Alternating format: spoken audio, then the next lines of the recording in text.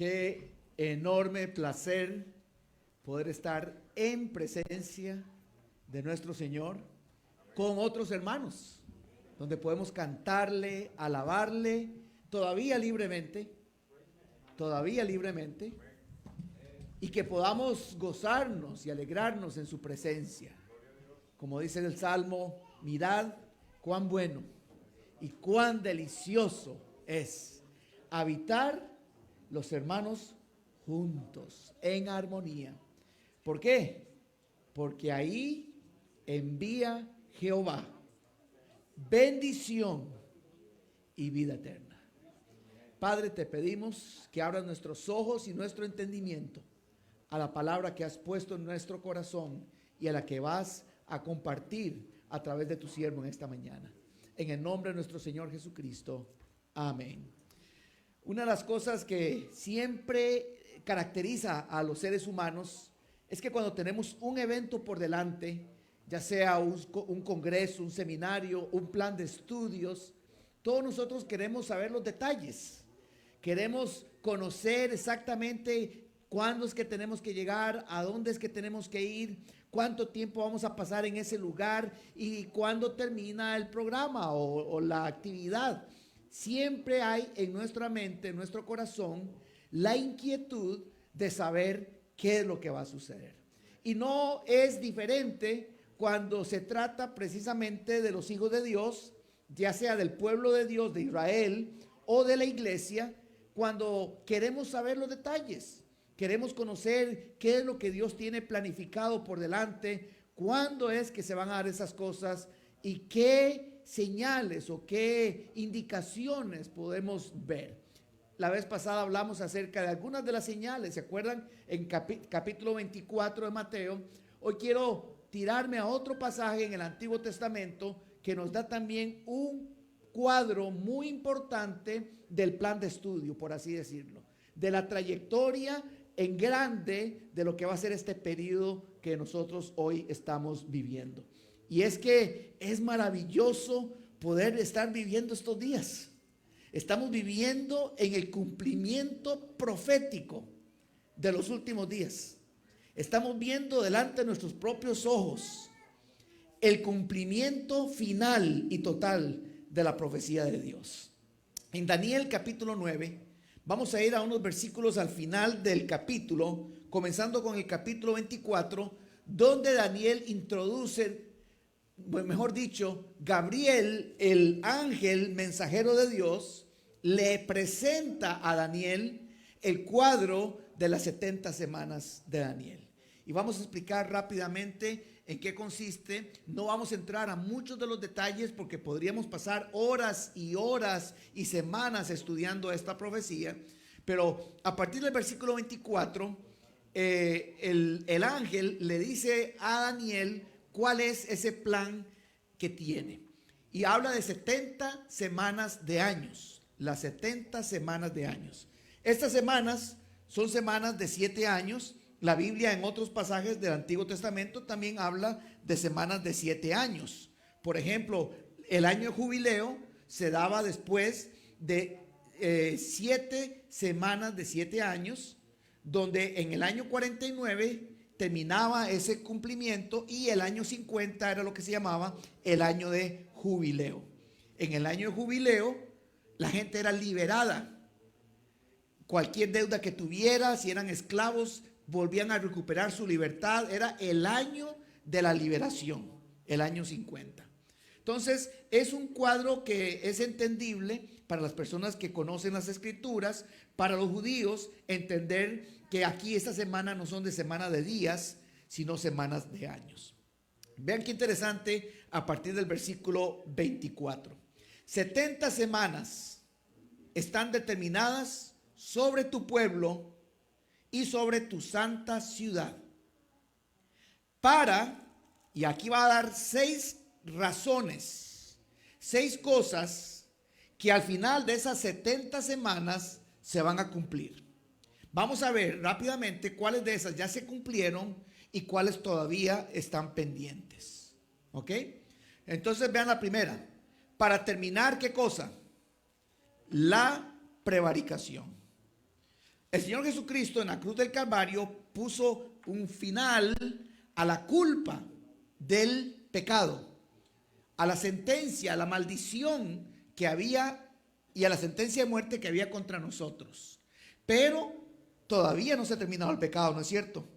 Todavía continúa la prevaricación por algún tiempo. La Biblia dice que en un futuro todo eso va ¿a qué? A terminar. Entonces, podemos ver que las 70 semanas van a poner fin, número 1, a la prevaricación.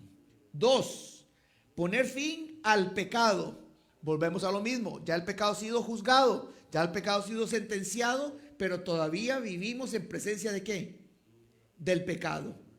Todavía en el futuro va a llegar el momento donde ya el pecado va a ser una cuestión del pasado totalmente y se va a poner fin al pecado. Y dice expiar la iniquidad. Eso ocurrió en la cruz cuando el Señor Jesucristo expió con su sangre, el derramamiento de su sangre por el perdón de nuestros pecados. Dice luego el cuarto, para traer la justicia perdurable. ¿Eso ha ocurrido ya? No, ¿verdad? El proceso inicial de la justicia se da en la cruz para reconciliar consigo al mundo, dice la Escritura. Pero todavía no hemos visto el establecimiento de la justicia que perdurable. Dice la quinta señal de para qué son estas 70 semanas. Para sellar la visión. La palabra sellar significa poner ya, se cumplió, el sello de cumplido. ¿Ya se cumplieron todas las profecías? No, ¿verdad? Todavía no. Entonces también esta es una señal de que las 70 semanas todavía no se han cumplido. Dice para sellar la visión y la profecía. Y la última señal, la sexta, ungir al santo de los santos. Ungir al santo de los santos, o algunas traducciones dice a la santidad de santidades. Puede ser que se refiera al templo que va a ser ungido, donde de ahí en adelante para siempre estará en presencia de Dios, o a nuestro Señor Jesucristo como ya el ungido, que fue ungido como el santo de los santos. Ahora, eso es importante que entendamos para saber, si las 70 semanas no se han cumplido, porque el ángel está diciendo a Daniel que al final de cumplirse las 70 semanas, todas estas 6 cosas van a darse. Eso significa que todavía no se han cumplido, ¿cierto? Pero vamos a ver qué parte de las semanas ya se cumplieron y qué parte no. Entonces, dice ahí el versículo 25. Sabe pues y entiende que desde la salida de la orden para restaurar y edificar a Jerusalén hasta el Mesías príncipe. Vean que aquí Daniel ya habla de una manera concreta de la venida del Mesías príncipe, de Jesucristo a esta tierra. Y dice, desde que se da la orden, porque acuérdense que en este momento cuando Daniel está escribiendo, los judíos habían perdido su tierra, habían perdido el templo. Nabucodonosor, el rey de Babilonia, había invadido Jerusalén, había destruido la ciudad entera, se llevó todos los tesoros del templo y ellos vivían en diferentes partes del mundo. Pero la nación como nación dejó de existir en ese tiempo. Entonces Daniel está tratando de entender. Acuérdense que para los judíos era la cosa más sagrada el templo. Ellos creían que porque habían construido un templo donde Dios dijo que iba a morar y donde Dios dijo que iba a contestar todas las oraciones, ellos creían que nunca les iba a pasar nada. Y de repente se ven con que están completamente eliminados, no existe la nación, ya Dios no se revela a ellos en el templo. ¿Qué va a pasar? ¿Estamos en el final o qué? Y es entonces donde Dios le da a Daniel esta profecía. Y dice, 70 semanas van a ser determinadas para poner fin a toda la maldad y establecer el reino eterno que yo he prometido. Entonces dice el 25, de la salida de la orden. Hay 4 órdenes en la antigüedad que se dieron para reconstruir el templo, pero solamente hay una que incluye la restauración, no solamente del templo, sino también de la ciudad. Y según el versículo 25, no es solamente restaurar el templo, sino también restaurar la ciudad. Entonces, eso se dio, veamos en Nehemías capítulo 2, versículo 5. Nehemías 2:5, un poco más hacia atrás, antes de los Salmos. Vamos a ver en Nehemías 2:5. Y buscamos ahí rápidamente ese versículo y dice lo siguiente. Nehemías 2:5 dice así. Dice: y dije al rey, si le place al rey y tu siervo ha hallado gracia delante de ti, envíame a Judá, a la ciudad de los sepulcros de mis padres, y la reedificaré. Entonces, versículo 6, el rey me dijo, y la reina estaba sentada junto a él: ¿cuánto durará tu viaje y cuándo volverás? Y dice: y agradó al rey enviarme después que yo le señalé tiempo. El rey da un decreto real para que Nehemías pueda regresar a reconstruir ya no solamente el templo, sino también que la ciudad de Israel. Y eso ocurre en el año 445, 444. Ustedes pueden buscar en internet, hay diferentes estudios de los detalles exactos, no voy a entrar a eso. Pero entre 445, dice, ocurrirá, vean lo que dice ahí el versículo 25. Después de las 72 semanas, el 25, sabe pues y entiende que desde la salida de la orden para restaurar y edificar a Jerusalén hasta el Mesías príncipe, habrá 7 semanas y 62 semanas. Las primeras 7 y 62 semanas están juntas. ¿Por qué se divide así? Porque 7 semanas fue lo que duraron para reconstruir el templo. Les tomó exactamente 49 años reconstruir el templo. Vean qué interesante, exactamente 49 años. Construyeron el templo en 49 y luego 62 semanas más, 483 años en total, hasta la venida de Cristo. Si nosotros hacemos los cálculos, entre el año 444-45, en el mes de marzo-abril, que es cuando se dio ese decreto, va hasta el año 33 de nuestra era y cae justo en Lucas capítulo 19, versículo 42. Vamos a leer Lucas 19, 42. Vean qué interesante este versículo de las Escrituras. Cuando el Señor Jesucristo iba entrando a la ciudad de Jerusalén, el día, lo que se llama en la tradición el domingo de Palmas, ese domingo, cuando Él se dirige en Jerusalén y manda a que se traiga un burro para que Él se pueda sentar sobre el burrito, que era otra profecía del Antiguo Testamento que decía: he aquí tu rey, manso, humilde y sentado sobre un burrito, va a entrar a Jerusalén. Y fue ese día cuando el pueblo entero gritó: Hosana, bendito el que viene, ¿qué? En el nombre del Señor. Eso era un pasaje del Antiguo Testamento que era precisamente las palabras que se iban a decir cuando el Mesías rey iba a entrar a Jerusalén. O sea que ese es un día importantísimo en la historia y en la profecía del Antiguo Testamento. Y Lucas 19:42 dice lo siguiente. Lucas 19:42. Vamos a leer, dice, diciendo Jesús, está hablando Jesús. Oh, vean las palabras de Jesús. Oh, si también tú conocieses, a lo menos en este tu día. Ese día que Jesús entró a Jerusalén, Jesús lo está diciendo, es un día especial, es un día marcado, es un día identificado. Si supieras lo que tu día significa, dice, lo que es para tu paz. Mas ahora, ese más ahora es: a lo suyo vino y los suyos no lo recibieron. ¿Por cuánto lo rechazaron? Por eso dice: mas ahora está encubierto de tus ojos. Ese no va a ser el momento de la restauración de Israel. Y en ese momento, al final de esas 7 más 62, o sea 69 semanas, se abre un paréntesis.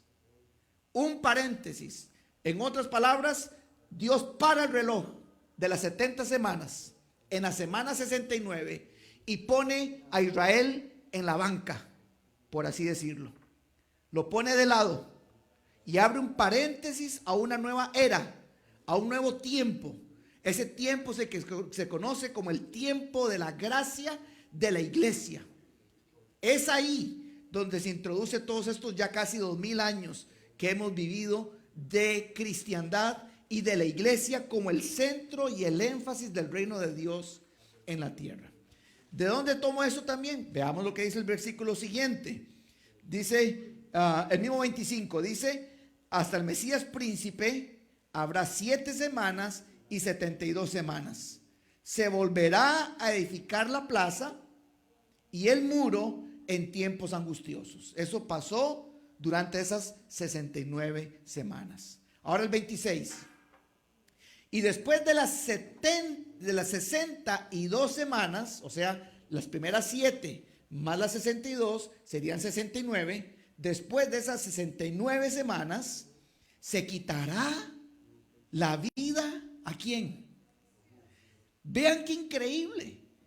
Daniel se le reveló que iban a matar al Mesías y los judíos no lo vieron, nunca lo vieron, y en el tiempo de Jesús lo entendían, que el Mesías iba a morir, y sin embargo Daniel ya lo había profetizado.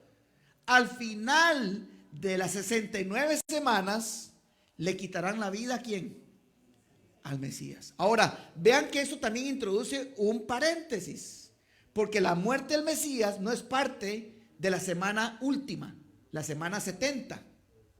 Dice que después de las 69 semanas le quitarán la vida al Mesías. O sea que hay una brecha, hay un periodo de tiempo entre la semana 69 y la semana 70, que comienza con el que le quiten la vida ¿a quién?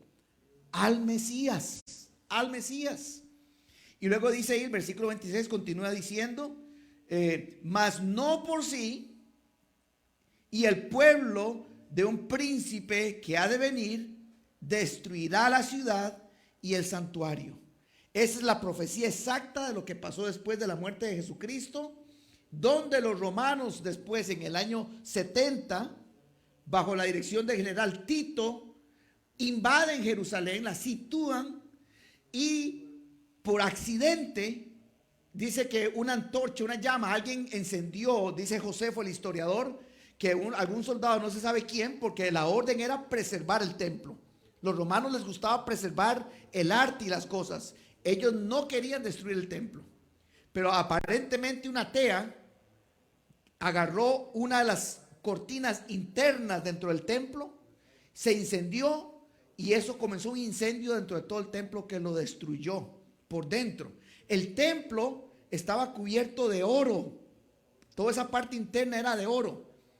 La madera, piedras, madera y oro.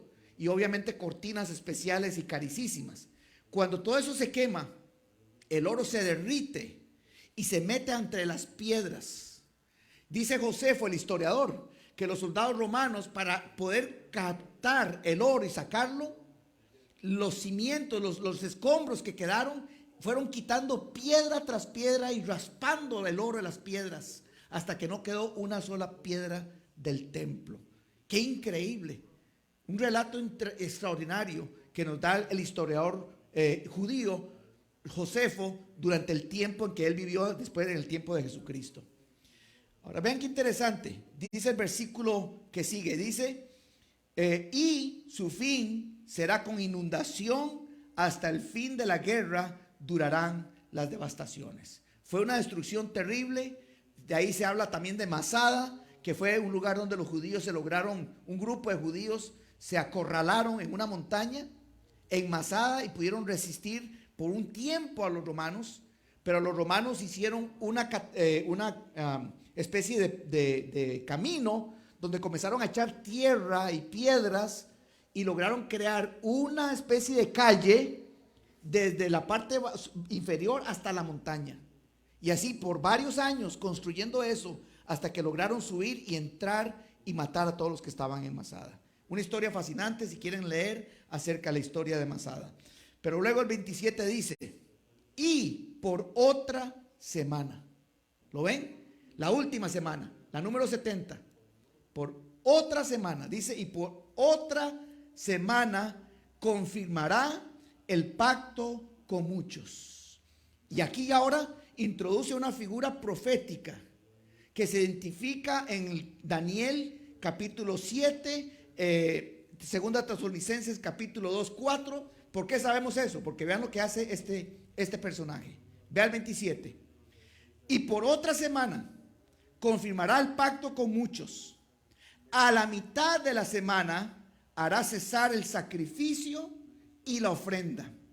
Después, con la muchedumbre de las abominaciones, vendrá el desolador hasta que venga la consumación y lo que está determinado se derrame sobre el desolador. El desolador es la palabra que también en otros pasajes se utiliza para hablar de este hombre que va a entrar en el templo de Dios y se va a declarar Dios él mismo. ¿Quién es ese pasaje? ¿Quién es ese personaje? Ese que nosotros conocemos con el nombre de Anticristo. Tiene unos 12, 13 nombres distintos en la Biblia. Se le llama el hombre el inicuo, el hombre de pecado. Hay una serie de nombres más a los que se les da. El cuerno pequeño, etcétera, etcétera. Segunda Tesalonicenses 2:4 dice que ese hombre va a entrar al templo de Dios y se va a sentar. Esa es la abominación desoladora que dice Jesucristo, que profetizó el profeta Daniel. Entonces, esas 7 semanas que todavía no han comenzado, porque dice que comienza cuando Él confirme, el anticristo va a confirmar, no dice que Él es el que va a hacer el pacto, va a confirmar el pacto con muchos. La nación de Israel va a tener tratados de paz con otras naciones alrededor de ella. Pero este personaje que va a tener el control del mundo ahora, va a confirmar, en otras palabras, va a respaldar y decir, vamos a respaldar estos tratados de paz que Israel tiene con otras naciones para que podamos vivir en paz y tranquilidad. ¿Lo ven? Eso es lo que va a suceder durante este periodo. Eso es lo que inicia la semana 70 o los últimos 7 años. Y en esos cortos 7 años es donde se desata, dice, todas las desolaciones y vendrá sobre el desolador, sobre el anticristo, todo lo que habla Apocalipsis desde el capítulo 4 hasta el capítulo 19. Apocalipsis 4 al 19 describe los juicios de Dios sobre el mundo y sobre el anticristo y el falso profeta y el dragón. Ahora, todo esto es importante saberlo, todo esto es importante conocerlo, porque primero que todo, las 70 semanas son literalmente número exacto y matemático. O sea, no podemos aquí alegorizar ni decir, bueno, que las 70 semanas son un periodo de tiempo en la historia. Y no, literalmente las primeras 69 semanas fueron literalmente 483 años. Que comenzaron desde que se dio el decreto para restaurar a la ciudad de Jerusalén hasta la muerte, antes de la muerte del Mesías Rey. Claro, 483 años. 483 años en el calendario judío, que usan un calendario lunar.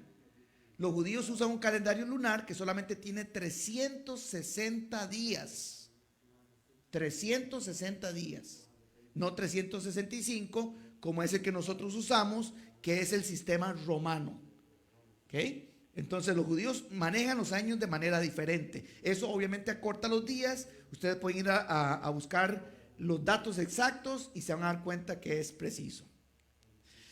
¿Por qué es todo esto importante para nosotros hoy como iglesia? Yo quiero que nos vayamos ahora mismo, ahí mismo en el capítulo 9 donde estábamos, pero a los primeros versículos. Los primeros versículos ponen el modo, o ponen el carácter, o ponen la temperatura, la atmósfera espiritual que se necesita para lo que está pasando. Nosotros hoy como creyentes tenemos que entender que estamos cerca de ese final y del inicio de esos 7 años, que es la última semana del profeta Daniel. Estamos a las puertas de eso. Nadie puede decir el día exacto, pero Dios sí sabe que hay un día exacto. Él tiene el día, la hora, el momento exacto.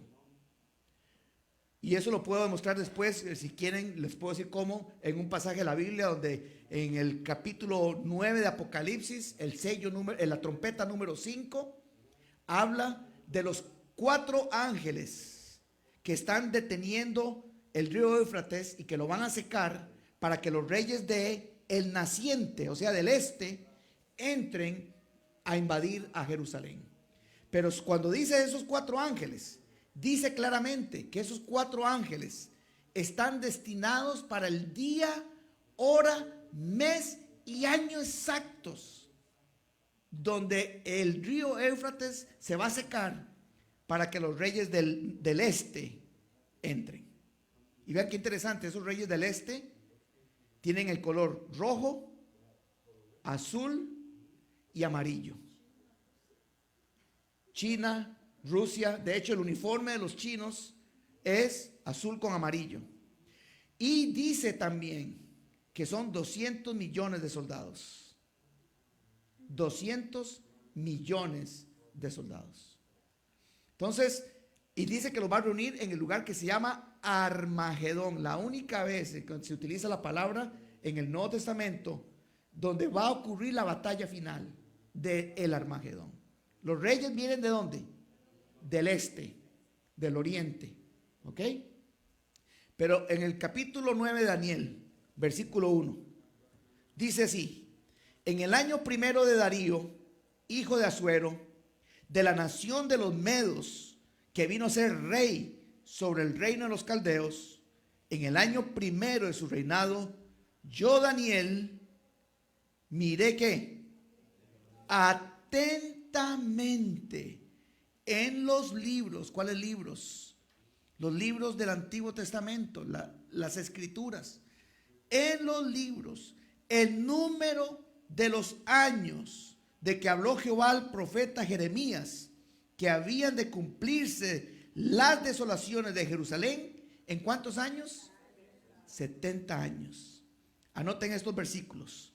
Jeremías 25:11. Vean lo que dice Jeremías 25:11. Jeremías 25:11.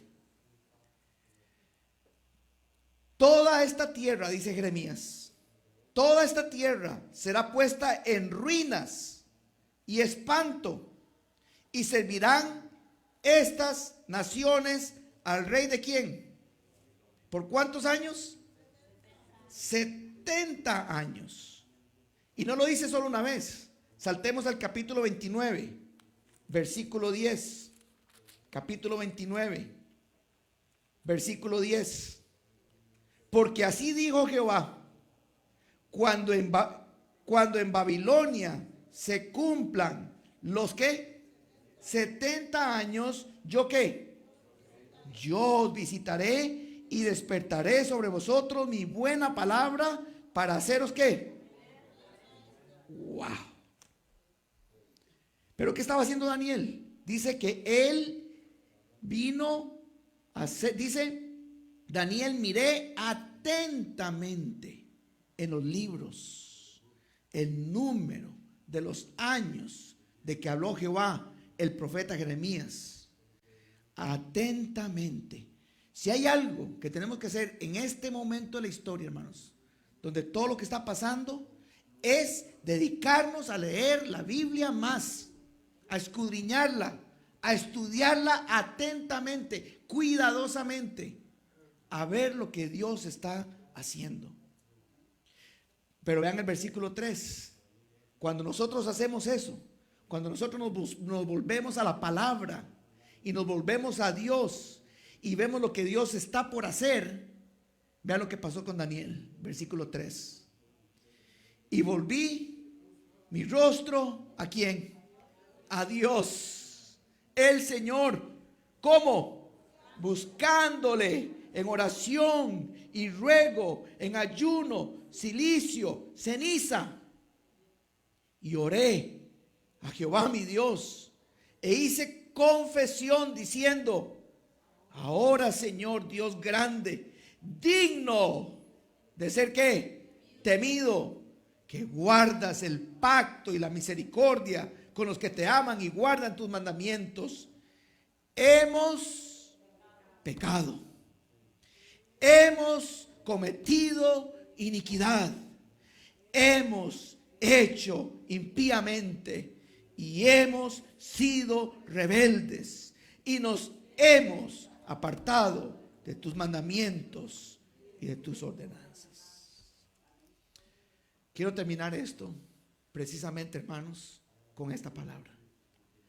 Si nosotros realmente estamos viendo lo que está sucediendo, si somos conscientes y sabemos que el Espíritu mismo nos está dando testimonio de que estamos ya a las puertas, de que el esposo viene por las vírgenes que tienen el aceite, tenemos que estar preparados. Y para poder estar preparados, tenemos que reconocer nuestros pecados.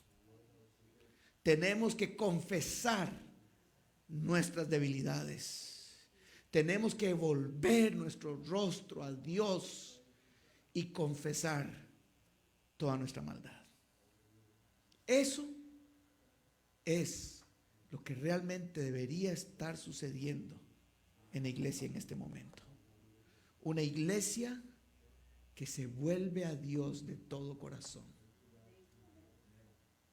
No jugando al cristianismo, no tratando de manipular y crear emociones y atmósferas ficticias, sino dejando que el Espíritu de Dios de verdad se mueva en medio de nosotros, trayéndonos a los de rodillas, confesando nuestros pecados, volviéndonos a Él y diciéndole: Señor, tú eres un Dios misericordioso, que cumples tus pactos, tus promesas, tus calendarios. Amén. Vamos a ponernos de pie, hermanos.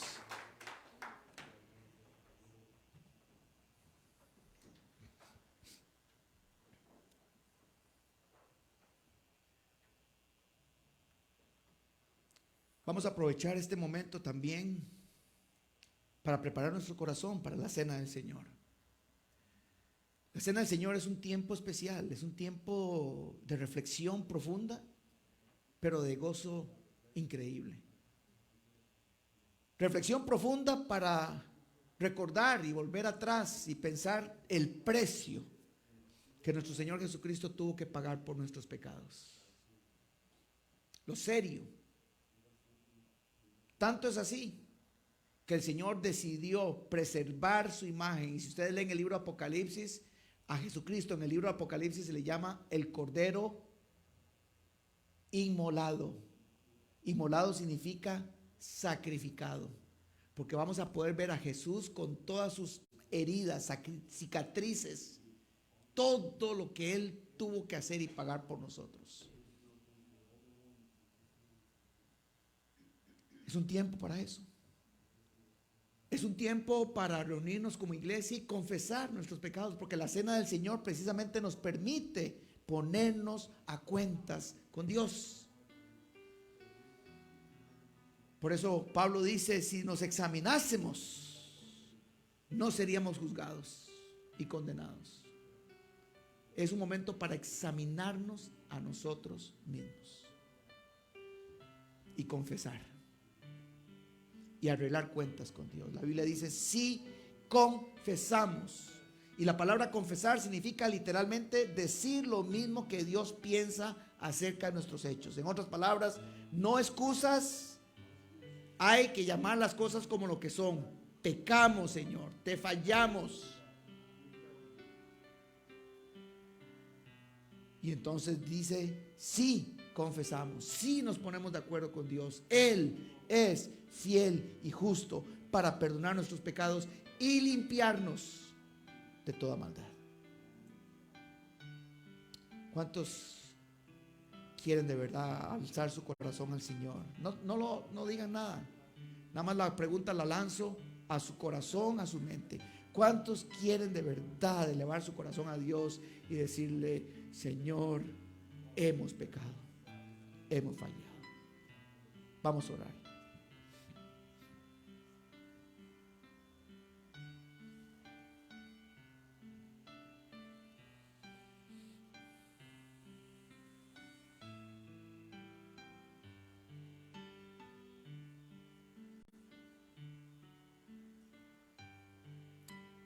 Padre, danos ese espíritu que Daniel tuvo, esa actitud, esa reacción después de que él vio cómo tu palabra es tan real, tan cierta y que estaba a las puertas de un gran acontecimiento. Nosotros hoy estamos a las puertas de las señales del fin, del cumplimiento profético de todos los tiempos. Cientos de generaciones de creyentes han estado esperando por este momento que nosotros hoy podemos ver con nuestros propios ojos. Y Daniel llegó a esa edad y llegó a ver con sus propios ojos el cumplimiento de la profecía de Jeremías.